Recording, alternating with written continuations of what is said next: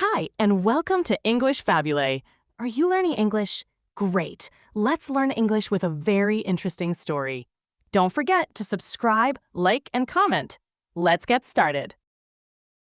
It was late at night, almost midnight. A damp, foggy mist covered LaGuardia Airport in New York. High above the city, Air Canada flight AC 8646 was coming down. This flight was a short, unremarkable journey from Montreal, Canada. There were 72 passengers and 4 crew members inside the plane.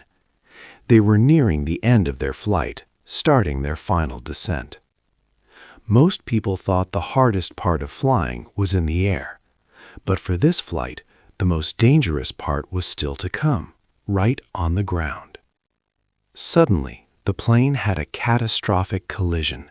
It hit an airport fire truck. This accident happened very fast, changing everyone's lives in seconds. It showed a terrible truth. A safe landing can turn deadly. What started this tragic event? Earlier, there was a separate, mysterious emergency with a United Airlines plane. This emergency caused the fire truck to move onto the runway. We will learn more about this connection later. In the plane's cabin, the final moments were quiet, almost peaceful. People were ready to land. But then, chaos erupts. The pilots, looking through the thick fog, saw a massive, dark shape right in front of them on the runway. It was blocking their way. Who put that truck there? 2. The crash in the dark. The Air Canada flight AC 8646 left Montreal over 2 hours late. This delay pushed its arrival into the very late hours at LaGuardia Airport. Fewer people worked at the airport then, making the environment quieter but also more thinly staffed. As the plane flew closer to New York, another problem began unfolding on the ground. A United Airlines plane, Flight 2384, tried to take off but had to stop twice. The crew on the United plane smelled something bad inside the cabin, and some flight attendants felt sick. They called for urgent help, starting a series of cascading emergencies that quickly demanded attention. Because of this unexpected bad smell, an airport fire truck was quickly needed. Its deployment meant it had to cross an active runway. This was the very same runway where the Air Canada plane was about to land. Normally, this kind of crossing is a routine procedure and can be done safely, but it needs extraordinary precision and perfect timing. The ground controllers, who manage vehicles, and the tower controllers, who manage planes, must work in tight synchrony. On this dark night, however, only one air traffic controller was working both jobs. This single person was trying to manage the incoming jet on its final approach, while also orchestrating the fire truck's path across the busy airport ground. It was an incredibly demanding and difficult task for one individual. The controller gave the fire truck permission to cross the runway, thinking there was enough time.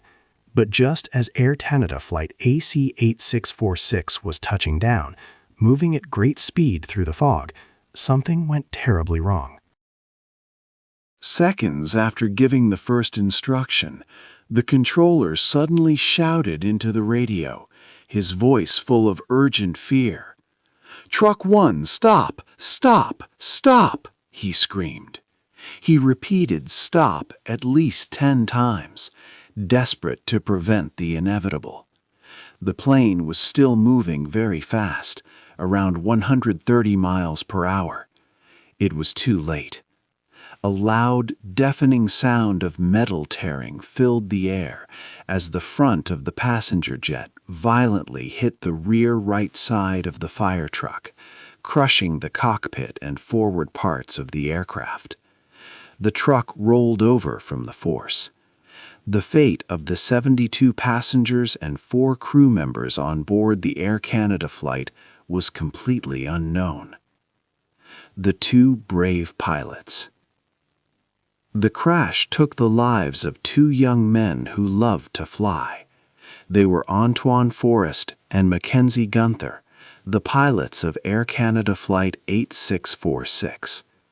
Both had dreamed of flying since they were children. Antoine Forrest, from Coteau-du-Lac, Quebec, began flying lessons when he was just 16 years old. He spent years studying and training, always working towards his goal of becoming an airline pilot. Mackenzie Gunther shared the same strong passion for the skies. These two brave men were just starting their important careers. Passengers aboard the plane later spoke about the pilots' heroic actions. Rebecca LaQuarrie, a passenger, bravely shared her experience. She said the pilots pushed the brakes very hard just before the crash. She believed their quick thinking saved many lives on board. "I would not be here today if the pilot had not acted so fast," she told reporters with a sad voice. Another passenger agreed, saying the pilots kind of saved our lives due to their amazing reflexes. These two men, in the final seconds of their lives, focused on protecting the people in their care. The plane was moving at about 130 miles per hour when it hit the fire truck. The force of the impact was huge. The front part of the plane, where the cockpit was destroyed. 41 people from the plane and the truck were taken to hospitals for their injuries. But it was clear that the pilot's courage helped many more people survive this terrible accident. After the crash, investigators began their work to understand what happened. They quickly found the plane's black boxes. These special devices record everything important about a flight. One is the flight data recorder, which tracks speed, height, and how the plane's controls were moved. The other is the cockpit voice recorder. This important box was not damaged. It will tell investigators exactly what the pilots said and heard in their final moments.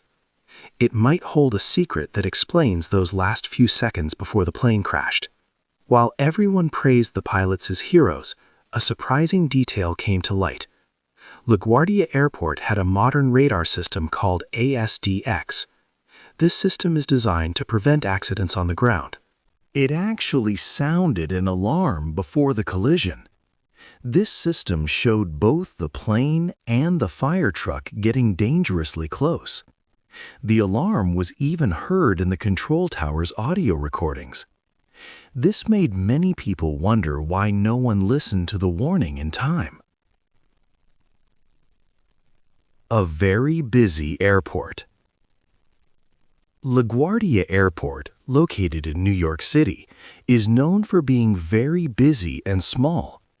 It is hemmed in by water, highways, and the city, leaving almost no extra space for its operations. Its runways are close together and sometimes cross over each other. Taxiways are narrow, meaning there is very little room for error. On the night of the collision, heavy rain and thick fog made conditions even more difficult. Visibility was very low, creating a dangerous and complex environment for all aircraft and vehicles. This cramped layout, combined with the bad weather, created a deadly trap. Inside the control tower, a single air traffic controller was working alone. During normal, busy hours, different people manage planes in the sky and vehicles on the ground. But late at night, when traffic is lighter, these important jobs are often combined. This meant the controller had to track an incoming jet on its final landing path, while also directing emergency vehicles that were responding to a separate problem. It was a very intense and demanding task, putting immense pressure on one person to see and manage many invisible moving objects in the dark fog. Every decision was critical under these conditions. LaGuardia is equipped with an advanced radar system known as ASDEX. This special technology is specifically designed to prevent collisions on the airport's surface. It helps controllers see all aircraft and vehicles, even when visibility is poor due to fog or darkness. The ASDEX system can even sound a loud alarm if two objects are getting too close to each other. LaGuardia is one of 35 major U.S. airports that rely on this crucial safety technology to keep operations safe. However, across the United States, much of the air traffic control equipment is old. The Federal Aviation Administration, FAA, which oversees American aviation, still uses some systems that are decades old. This outdated technology is a growing concern for safety. It shows a bigger problem with America's aviation infrastructure that needs urgent updates. This ongoing issue forms a part of a national crisis in the nation's skies. On that foggy night, the ASDEX radar system worked perfectly, just as it should. It accurately detected the approaching plane and the fire truck on the runway. It sounded a loud warning in the control tower, alerting the controller to the danger. Yet, the system itself cannot make decisions. It simply provides crucial information. A fatal flaw in how the human controller understood and acted on this alarm allowed the crash to happen anyway. The technology tried to warn them, but a human oversight meant the disaster was not stopped, leading directly to a devastating confession. 5. The big mistake. The crash began with a devastating human error. A single air traffic controller was working alone late that night, managing both planes in the air and vehicles on the ground. Usually, these jobs are split between two people, but at night, when fewer flights operate, one controller often handles both. This person was already busy. They were watching the Air Canada plane on its final approach and also helping a fire truck respond to a United Airlines emergency. The critical moment arrived when the fire truck needed to cross an active runway to reach the other plane. The controller, under pressure, gave permission for the truck to cross. This was normal, but in that busy moment, a fatal error was made. The controller did not realize that the Air Canada plane was too close, already committed to landing. The runway, at that point, belonged only to the incoming aircraft. 20 minutes after the collision, the controller spoke on the radio, their voice heavy with regret. "We were dealing with an emergency earlier," they said. "I messed up." These raw words captured the immense burden and personal culpability the controller felt. It was a haunting broadcast. Aviation experts use something called the Swiss cheese model to understand such events. Imagine many slices of Swiss cheese, each with holes. Each slice represents a safety measure, and the holes are its weaknesses. An accident happens when all these holes line up. On that night, several weaknesses aligned. The flight delay pushed it into a thinly staffed shift. A separate emergency demanded the controller's attention. Fog reduced visibility. Even though the advanced radar system sounded an alarm about the approaching vehicles and aircraft, the human decision to clear the truck had already been made. The technology could warn, but it could not override the human instruction. This chain of events raises serious questions. Was the crash only the controller's fault, or was the system flawed? The Federal Aviation Administration, or FAA, has suffered from chronic understaffing for years. Training new controllers takes a very long time. This means many controllers work long shifts, often 10 hours a day, 6 days a week. They also use equipment that is sometimes decades old. This made mistakes more likely. President Donald Trump called the crash terrible, saying they made a terrible mistake and called aviation a dangerous business. These words from an important leader highlighted the event's seriousness and raised questions. This tragic incident at LaGuardia was not an isolated event. It was a symptom of a deeply hidden crisis in the nation's skies. This broader problem, involving many airports, would soon be exposed, revealing how a flawed system put millions of passengers at risk. 6. A broken system. The crash at LaGuardia was not just one bad event. It showed a bigger problem in how planes fly across North America. Many people realized that millions of passengers were flying in a system that was very stressed. Workers were tired, and old machines were still being used. Air traffic controllers, who guide planes, were working too much. Sometimes they worked 10-hour shifts 6 days a week. Their equipment was very old, some of it from many decades ago. This was like trying to use a very old phone to do today's work. A big government shutdown had made things even worse. It meant many federal workers did not get paid, and some left their jobs. This left fewer people to do important work. Just before the LaGuardia crash, there were other serious incidents. In 2025, near Washington, D.C., a plane and a helicopter crashed in the air. This was partly because air traffic controllers had too much work. This event was called the Potomac River Mid-Air Collision. People were very angry about it. Then, around the same time as the LaGuardia crash, other scary things happened. Just days before, at Newark Liberty International Airport, 2 planes almost crashed while landing on intersecting runways. One plane had to fly back up into the sky to avoid hitting the other. On the very morning of the LaGuardia accident, Newark Airport had to stop planes because controllers left the tower. They smelled burning from an elevator. These events showed that the sky was not safe everywhere. Leaders and politicians started to talk about the problems. They had to decide if they would fix the system or just blame people. Everyone waited to see what would happen next. But days later, another almost crash happened at an airport nearby. It was clear the problems were not going away. 7. The search for truth.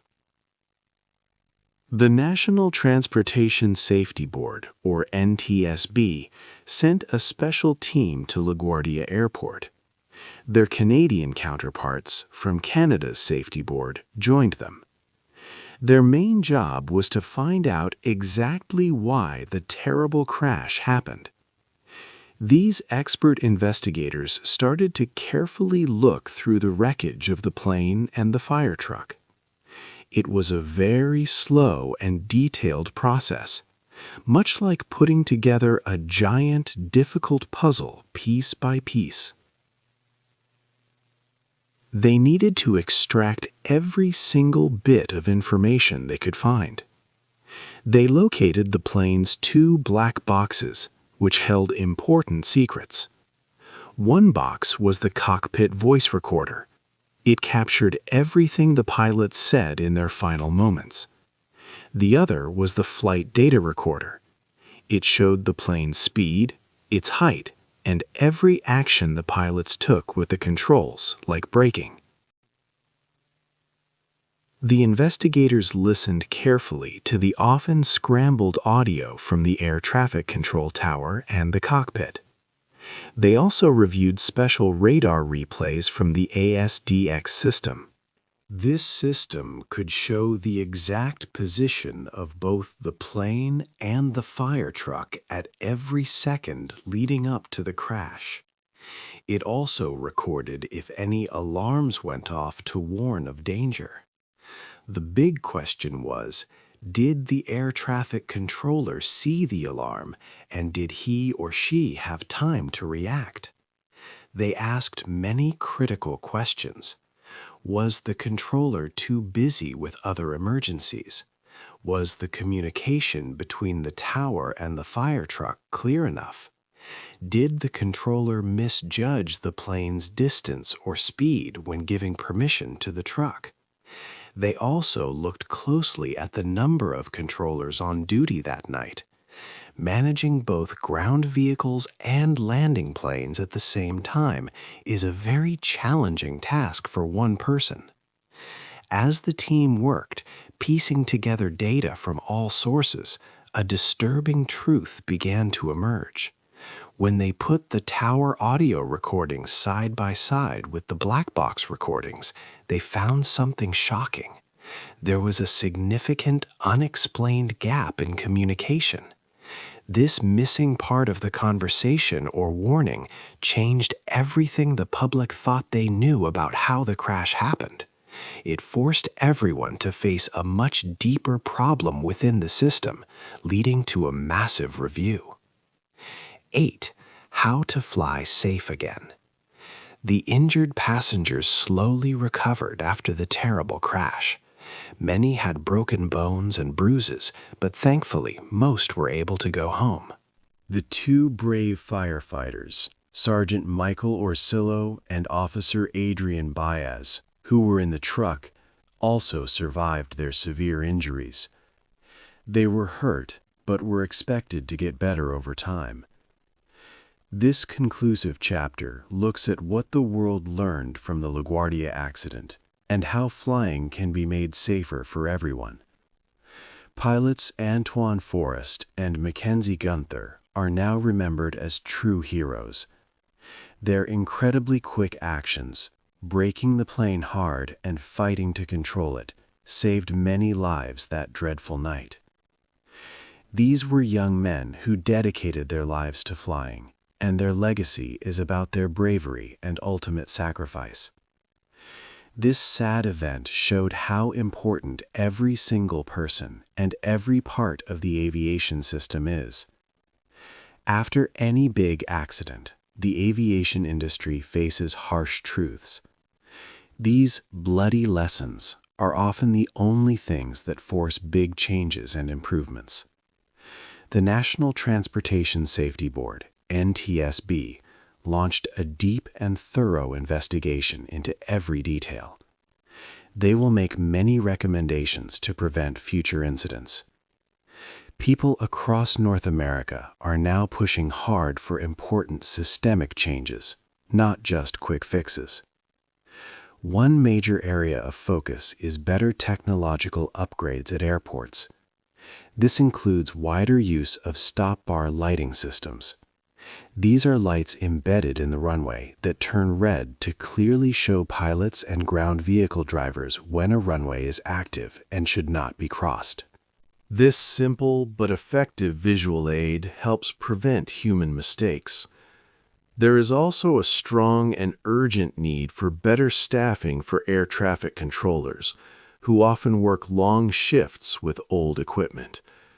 Training more controllers takes time, sometimes more than a year, but it is a vital step to ease their heavy workloads.